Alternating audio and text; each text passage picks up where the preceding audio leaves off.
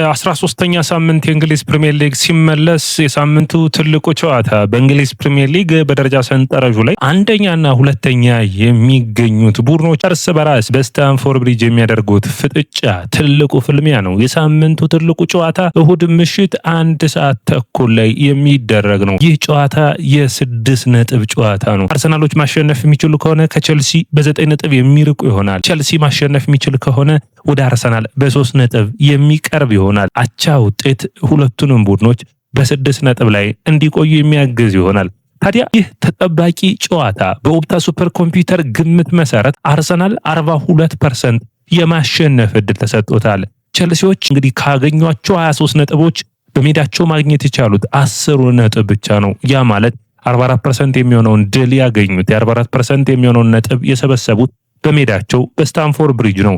ሌላኛው አርሰናል ካለፉት 7 ጨዋታዎች ከሜዳው ውጭ ቼልሲን ገጥሞ 6ቱን ማሸነፍ ችሏል። ይህ ማለት እንግዲህ አርሰናል የተለየ ብቃት ላይ እንደሚገኙ የሚታይ ነው። ይህ ማለት አርሰናል ከ2013 ከ2018 ባደረጋቸው ጨዋታዎች ቼልሲን ማሸነፍ የቻለው አንዴ ብቻ ነበር። ካለፉት ዓመታቶች ደግሞ ካለፉት 7 ጨዋታዎች በቼልሲ ሽንፈትን አላስተናገደም። ታዲያ ይህ ስብስብ የማይክል አርቴታ ስብስብ ወደ ስታንፎርድ ብሪጅ ሄዶ ነጥብን መሰብሰብ ይችላል ወይስ የኤንዞ ማሬስካ ልጆች በሜዳቸው አርሰናል ላይ ወሳኝ የሆነውን ብልጫ በመውሰድ የእንግሊዝ ፕሪሚየር ሊግ ፉክክር እንደሚቀጥል ያሳዩን ይሆን? የሚጠበቅ ነው የሚሆነው። ወደ ደማቻችን ይህ የያስፖርት ነው። የያስፖርትን ላይክ፣ ሼር፣ ኮሜንት፣ ሰብስክራይብ ማድረጋችሁን አትርሱ። የእናንተን አስተያየቶች የምጠብቅ ነው የሚሆነው። መጀመሪያ የምናደርገው ታዲያ በሁለቱም ቡድኖች በኩል የጉዳት መረጃዎችን በማቅረብ ነው። ማይክል አርቴታ ትናንት በጋዜጠኞች ለተጠየቀው ጥያቄ መልሶችን ሰጥቷል። ሊያንድሮ ትሮሳርድ ጉዳቱ በጣም አሳሳቢ እንዳልሆነና ዛሬ ስልጠናዎችን የሚሰራ ከሆነ ለነገው ጨዋታ ብቁ እንደሚሆን ተናግሯል። ሌላኛው ተጫዋች የሆነው ኮል ፓልመር ወደ ጨዋታ ተመልሰዋል። ነገር ግን በሙሉ ፊትነሱ ላይ ተገኝቶ 100% ብቃቱ ላይ ነው ብለው እንደማይጠበቅ ኤንዞ ማሬስካ ትንሽ የቼልሲ ደጋፊዎች እንዲታገሱ አስተያየታቸውን ሰጥተዋል። ቋሚ ነው መጀመር ግን የሚችልበት እድል ይኖራል ብለው አስተያየታቸውን ሰጥተዋል። በአጠቃላይ ደርማቻችን ሁለቱም ቡድኖች ከአውሮፓ ምርጥ ብቃት ላይ የሚገኙ ሁለቱ ቡድኖች ነው እርስ በራስ የሚገናኙ። ታዲያ የእሁዱ ጨዋታ ከፍተኛ የሆነ ፉክክርን ያስተናግዳል ተብሎ የሚጠበቅ ነው የሚሆነው። ያለፉትን 6 ጨዋታዎች ወደ ስታንፎርድ ብሪጅ አቅንቶ አርሰናል 3ቱን አሸንፈው 3ታቸው ወጥቷል። ቼልሲዎች በራስ መተማመናቸው የባርሴሎናን 3-0 ድል ተከትሎ ወደ ደስታና እንዲሁም ደግሞ እነዚህን የደስታ ሁኔታዎች ለውጦችን ማምጣት ይፈልጋሉ። የኤንዞ ማሬስካ ልጆች ባለፉት 3 ወርና 4 ወራት ለውጦችን አሳይተዋል። ፓሪስ ሰን ጀርመንን በክለቦች ዓለም ዋንጫ ፍጻሜ ያሸነፉበት፣ ሊቨርፑልን በሜዳቸው ስታንፎርድ ብሪጅ 2-1 ያሸነፉበትና የባርሴሎና 3-0 ድል የሚነሱ ነጥቦች ናቸው። ታዲያ እዚህ ጋር ሌላኛው ሊጨመር የሚፈልገው ባርሴሎናን በተከታታይ ጨዋታዎች ማሸነፍ የቻሉት ወይም ደግሞ ባርሴሎናን በተቃራኒ ቡድን ገጥመው ብዙ ጨዋታ ማሸነፍ የቻለው 3ኛው ቡድን ቼልሲ ነው። ባየርን 10 ጊዜ፣ ፒኤስጂ 6 ጊዜ፣ ቼልሲ 5 ጊዜ ማሸነፍ ችሏል። ታዲያ የእሁዱ ጨዋታ ግን ከአውሮፓ መድረክ ጨዋታዎች በተለየ በእንግሊዝ ፕሪሚየር ሊግ ድምቀት የሚመለስ ነው የሚሆነው። አርሰናሎችም እረፍትን ወስደው አይደለም የመጡት። የማይክል አርቴታው አርሰናል ከረፍት መልስ ማለት ነው ከሀገራት ጨዋታ በኋላ ቶተንሃምን በሜዳው የሰሜን ለንደን ተቀናቃኙን 4-1 ማሸነፉ መረሳት የለበትም። ኤብሪቼዜ አስደናቂ ብቃት የታየበት ጨዋታ ነበር። ሳምንቱ አጋማሽ ባየርንን በጥሩ ፐርፎርማንስ መድፈኞቹ በተለይ በሁለተኛው አጋማሽ 3-1 ያሸነፉበት የሚረሳ ሆኖ ነው የማያልፍ ነው። ታዲያ አርሰናሎች አሁንስ ወደ ስታንፎርድ ብሪጅ አቅንተው ድንቅ ብቃታቸውን በማሳየት ዋንጫውን ለማሸነፍ እድለኛ መሆናቸውን ወይም ደግሞ በብቃታቸው ማረጋገጥ ይችላሉ የሚጠበቅ ነው የሚሆነው። አርሰናል ከ2022 2023 በኋላ በቁጥራዊ መረጃዎች በምታዩበት ጊዜ የለንደን ደርቢ ጨዋታዎች አርሰናል የሚመቸው ቡድን ነው። አርሰናል 40 ጨዋታዎችን አድርጎ በለንደን ደርቢ ጨዋታዎች 28ቱን አሸንፎ 9 ጊዜያቸው ወጥቶ የተሸነፈው 3 ጊዜ ብቻ ነው። በፉልሃምና በዌስትሃም ነበር። ዘንድሮ ራሱ በለንደን ደርቢ ብዙዎቹን አሸንፈዋል። ዌስትሃምን፣ ፉልሃምን፣ ፓላስና ቶተንሃምን። የቀሩት 2 ቡድኖች ናቸው ቼልሲና ብሬንፎርድ ነው። ቼልሲን ዛሬ የሚያገኘው ይሆናል። ሮብ ደግሞ ከብሬንፎርድ ጋር የሚጫወት ይሆናል። ታዲያ የሮቡ ድል ለአርሰናል የተለየ ትርጉም ነበረው። ምክንያቱም ባየርንን ከ2015 በኋላ ማሸነፍ የቻለበት እድልም ፈጥሯል። ታዲያ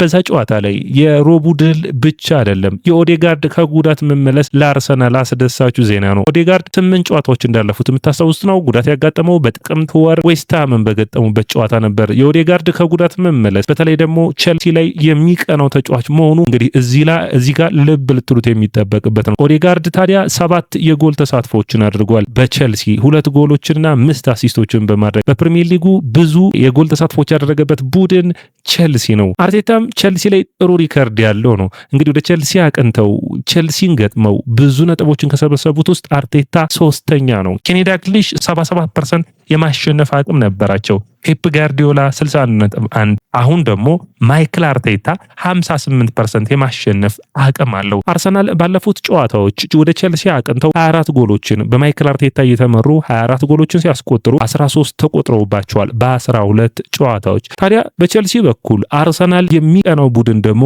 ፔድሮ ኔቶ ነው። ፔድሮ ኔቶ መድፈኞቹ ላይ 5 የጎል ተሳትፎች አለው 3 ጎልና 2 አሲስቶችን ማስመዝገብ ችሏል። በሳምንቱ አጋማሽ አስደናቂ ብቃቱን በማሳየት በተለይ በሐሰተኛ 9 ቁጥር ሚናው የቸልሲ ደጋፊዎችን ያስደሰተው ፔድሮ ኔቶ አርሰናል ላይስ ይደግመዋል ወይ የሚጠበቅ ነው የሚሆነው። ይህ ፖርቹጋላዊ 3 ጎሎችን ባለፉት 4 ጨዋታዎች ላይ ማስቆጠር ችሏል። 2 ጎልና 1 አሲስት 3 የጎል ተሳትፎችን ማድረግ የቻለበት ነበር። አምና አቻ ሲወጡ ፔድሮ ኔቶ ማስቆጠሩን መርሳት የለባቸውም። ታዲያ ፔድሮ ኔቶ ዘንድሮስ ይህንን እድል ያሰፋው ይሆን የሚጠበቅ ነው የሚሆነው። አርሰናል ካሸነፉ በፕሪሚየር ሊጉ ፉክክር ልዩነቶችን እያሰፉ እንግዲህ እስከ ጥር ሁሉ ሳይጠበቅ የፕሪሚየር ሊጉን የማሸነፍ እድላቸውን ወይም ደግሞ የፕሪሚየር ሊጉን የማሸነፍ አቅማቸውን ከፍ ያደርጋሉ ተብሎ ይጠበቃል። ቸልሲ በተቃራኒው የፕሪሚየር ሊጉን ተፎካካሪነቱን ለማስቀጠል ወደ ዋንጫ ፉክክር ለመምጣት ይህንን ጨዋታ የሚያሸንፍ ከሆነ ቸልሲ የፕሪሚየር ሊጉን ዋንጫ ተፎካካሪ ቡድን ይሆናል ተብሎ የሚጠበቅ ነው የሚሆነው። ታዲያ ቸልሲ በዘንድሮ የውድድር ዓመት በሜዳው መሰብሰብ የቻላቸው 44% የሚሆኑትን ነጥቦች መሆኑ ትንሽ አስቸጋሪ ያደርግባቸዋል። በቸልሲዎች ዘንድ ግን ትልቁ ዜና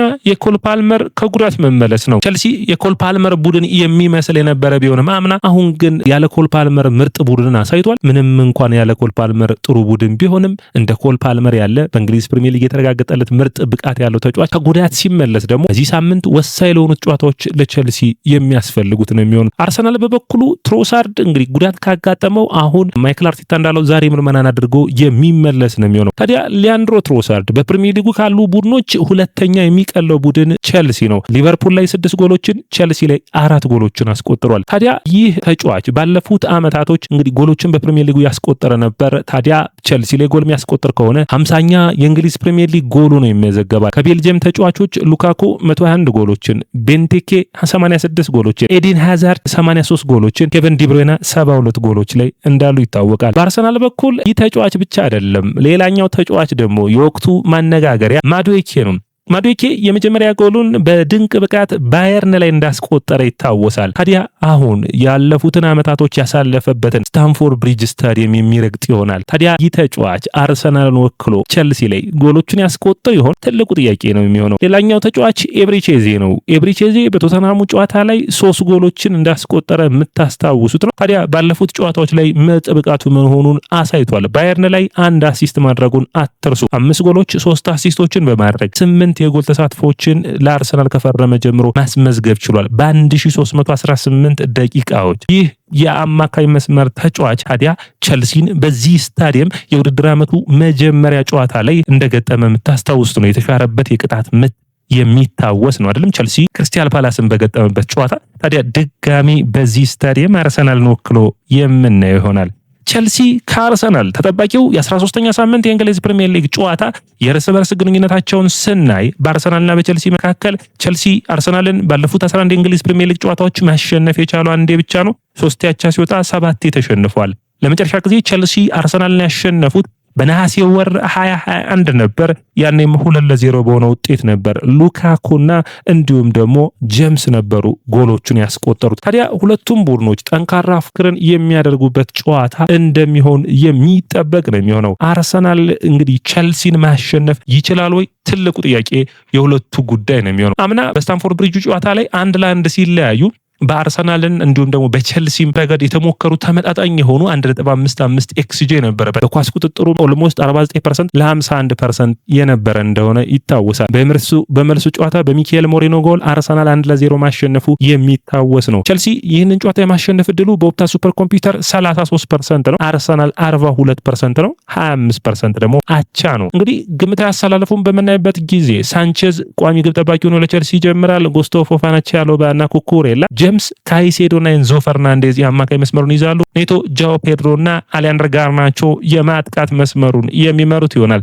በአርሰናል በኩል ዴቪድ ራያ፣ ጁሊያን ቲምበር፣ ሳሊባ፣ ኢንካፔና ካላፊዮሪ የተከላካይ መስመሩን ይዛሉ። በአማካኝ በኩል ዲክላን ራይስ፣ ዙብሜንዲና ኤዜ የአማካኝ መስመሩን ይዛሉ። አጥቂ መስመር ሚካኤል ሞሬኖ፣ ቡካዮ ሳካና ሊያንድሮ ትሮሳርድ የሚመሩት ይሆናል። አሁን የሁለቱ ቡድኖች በእድሜ መካከል ያለው ልዩነት ትንሽ በሁለቱ ቡድኖች መካከል ያለውን ጨዋና መቋቋም ይችላሉ የሚለው ትልቁ ጥያቄ ሆኖ መነሳት የሚጠበቅበት ይመስለኛል። የአርሰናል ስብስብ እድሜው ከፍ ያለ ልምድ ያለው በፕሪሚየር ሊጉ ቡድን ሲሆን ቸልሲ ደግሞ በእድሜያቸው ዝቅ ያሉ ናቸው። ያለፉትን ዓመታቶች ለምሳሌ አርሰናልና ቸልሲ ተፎካካሪ በነበሩበት 2004-2005 የውድድር ዓመት ቸልሲ በስታንፎርድ ብሪጅ 1-1 የወጣበት የሚታወስ ጨዋታ አለ አይደለም? ማቴዎ ፍላሚኒ ለአርሰናል አስቆጥረው ማይክል ስቴን በጣም በውጭ እግሩ መጥቶ ያስቆጠረው ጎል ያኔ ቸልሲ በልምድ የካበቱ ትልልቅ ተጫዋቾች የነበሩትና እንዲሁም ደግሞ ብዙ ጊዜ ቦይስ ቨርሰስ ሜን የሚባለው ወጣቶች ከአዋቂዎች ጋር የሚያደርጉት ጨዋታ ይመስል ነበር ይባል ነበር። አሁን በተቃራኒው አርሰናል የአዋቂ ቡድን የሚመስል